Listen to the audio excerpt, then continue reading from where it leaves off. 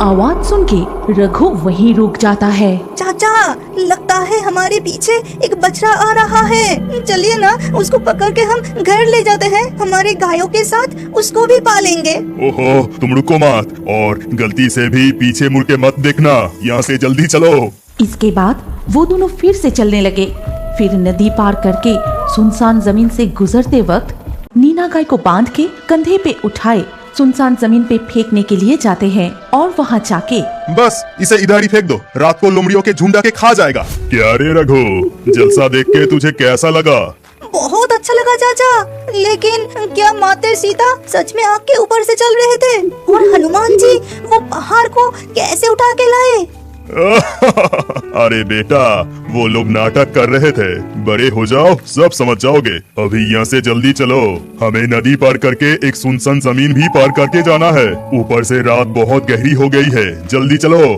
ठीक उसी वक्त पीछे से एक बछड़े की आवाज सुनाई देती है।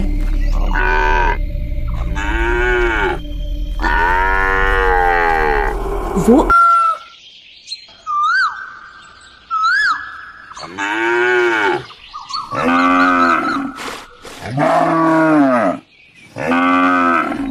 तुझे क्या हो गया है नीना गाय? आजकल दूध इतना कम क्यों दे रही है रे? लगता है जब तक मार नहीं खाएगी दूध नहीं निकलेगी तेरी। अरे तुम खड़े खड़े क्या देख रहे हो? जरा इसको सबक तो सिखाओ। तभी रामू गाय को अचानक देखते हैं कि दो मिट्टी की हंडी उन दोनों के सामने अपने आप लुढ़क रहा है।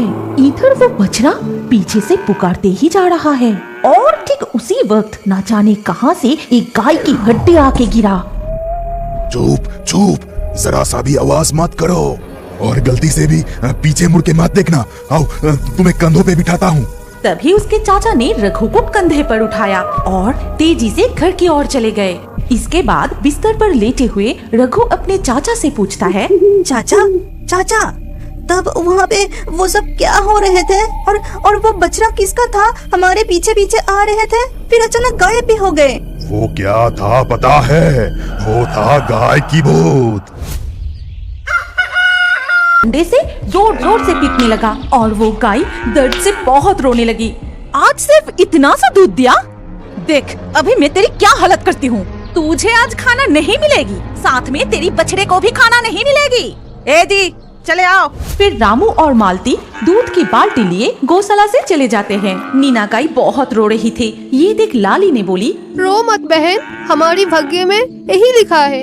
अगर दिन में वो 4 बार दूध निकालेंगे तो मैं और दूध कहाँ से लाऊंगी? इसके ऊपर ठीक से खाना तक नहीं देती और मेरे बछड़े को भी मेरी दूध पीने नहीं देती, इसीलिए वो सुबह से भूखा है और ये लोग मुझे हर दिन पीटते हैं।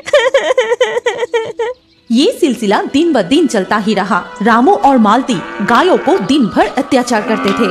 गायों को ठीक से खाना तक नहीं देते थे। अगर वो ज्यादा दूध नहीं दे पाते तो जुल्म और भी बढ़ जाती थी। इसके अलावा वो दोनों दूध में हमारे दूध जरूर बिकेगी।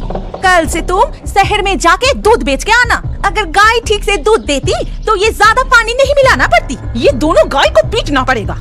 ये कहकर मालती ने गायों को डंडे से बहुत पीटना शुरू कर दिया। खुद की सारी गुस्सा दो गायों पर निकलती है और इतनी मार खा के नीना गाय उसी रात बीमार पड़ जाती है और सुबह होने से पहले ही वो मर जाती है। और सुबह होते ही भाग्यवान, अरे ओ भाग्यवान, जल्दी इधर आके देखो। पानी मिला के बेचते थे। ऐसे ही एक दिन रामू, ओ रामू, मुझे 2 प्याला दूध देना। तब रामू और मालती दूध की प्याला लिए बाहर आके कहते हैं, सुनो भैया, अगले महीने से दूध की दाम 5 रुपए करके और बढ़ेगी। अरे भाभी, एकदम से 5 रुपया बढ़ा दिया। इसके अलावा दिन ब दिन दूध तो पतला होता ही जा रहा है। क्या तुम दोनों ज्यादा करके पानी मिला रहे हो? ऐसा ही चलता रहा तो दूध लेना बंद कर देंगे हम। हाँ दिनेश चाचा, मेरी माँ भी कह रही थी ये दूध पीने के बाद भी भाई की पेट नहीं भर रही है। लगता है चाचा चाची दूध में ज्यादा पानी मिला रहे हैं। नहीं नहीं, तुम्हें जरूर कुछ गलतफहमी हो रही है। हम दूध में जरा सा भी पानी नहीं मिलाते। ये लो दूध की दाम। वैसे भी दूध तो बिल्कुल पानी की तरह पतला है और दाम भी ज्यादा। सुनो, हम अगले महीने से तुम लोगों से दूध नहीं लेंगे। ये कह के वो लोग वहाँ से चले गए। तब रामू ने कहा, देखा ना भाग्यवान, तुम्हें बोला था कि दूध में इतना ज्यादा पानी मत मिलाओ। तुम तो मेरी कहा नहीं सुनती। तुम चुप ही रहो। अरे क्या हुआ? सुबह सुबह इतना चिल्ला क्यों रहे हो? ये देखो, लगता है नीना गाय मर गई। कल इसे इतना पीटने की क्या जरूरत थी? जो हुआ वो अच्छा ही हुआ। वैसे भी ज्यादा दूध तो नहीं देती थी। अब इसे फेंकने की बंदोबस्त करो। इसे बांध के उस सुनसान जमीन पे फेंक के आओ। इसके जगह एक नया गाय खरीद लेंगे। फिर रामू 2 लोगों के साथ नीना गाय को बांध के कंधे पे उठाए सुनसान जमीन पे फेंकने के लिए जाते हैं और वहाँ जाके बस इसे इधर ही फेंक दो, रात को लोमड़ियों के झुंड आके खा जाएगा। रामू, क्या तुम्हारा दिल एकदम पत्थर बन गया है? तुम गाय को इस तरह से, तुम्हें कष्ट नहीं होता?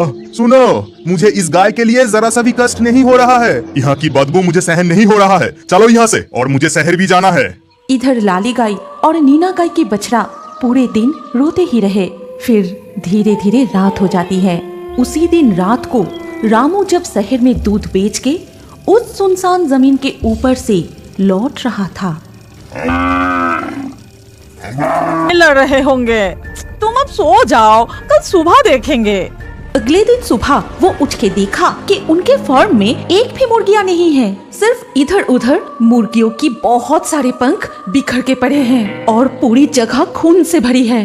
हाय हाय हाय, ये क्या हो गया? हमारे सारे मुर्गियों को लगता है कोई जानवर आके खा गया। उसी दिन शाम को जब रामू और मालती दूध निकलने गए तो देखा कि बछड़ा लाली का दूध। अरे बाप रे, इस सुनसान जगह में इतनी रात को गाय की आवाज कहाँ से आ रही है? रामू ने इधर उधर देखते ही उसे नजर आया कि एक बड़ा सा काली चीज पेड़ के नीचे से पुकार रही है। अरे वो रहा गाय। इतनी रात को मेरी तो पूरी लॉटरी लग गई। न जाने किसकी गाय है, लगता है किसी की गौशाला से भाग आई है। मैं इसको पकड़ के घर लेके जाता हूँ। मेरा पैसा भी बच गया और फ्री में गाय भी मिल गई। फिर रामू वो गाय को लेकर घर लौट आता है और गौशाला में बांध के वो कमरे में चला गया। इसके बाद रात के खाना खाते समय रामू अपनी पत्नी को सारी बात बताते हैं। लेकिन रात गहरी होते ही अचानक से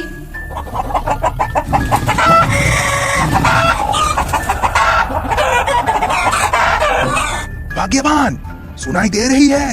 ध्यान से सुनो। बाहर सारी मुर्गियाँ इस तरह से चिल्ला क्यों रहा है? वो आपस में मुंह से लार टपक रही है। नुकीला दांत 2 सींग चाकू जैसा चमक रहा है। इसकी चेहरा है भयानक काले दानव की तरह। अरे बाप रे, ये तो राक्षस जैसी चेहरा।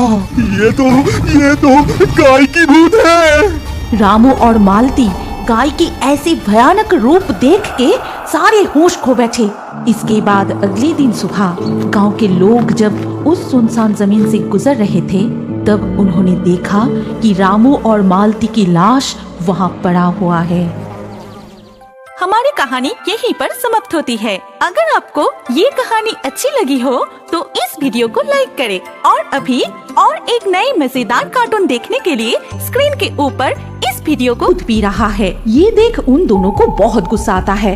तभी रामू बछड़े को पीटने के लिए जैसे ही छड़ी उठाए, ठीक उसी वक्त वो काली गाय रामू को लात मार के फेंक देती है। अरे बाप रे!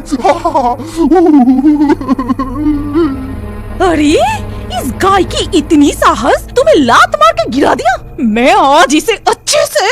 ठीक उसी वक्त वो काली गाय दहड़ता हुआ उनकी तरफ आने लगे। खून जैसी लाल उसकी 2 आंखें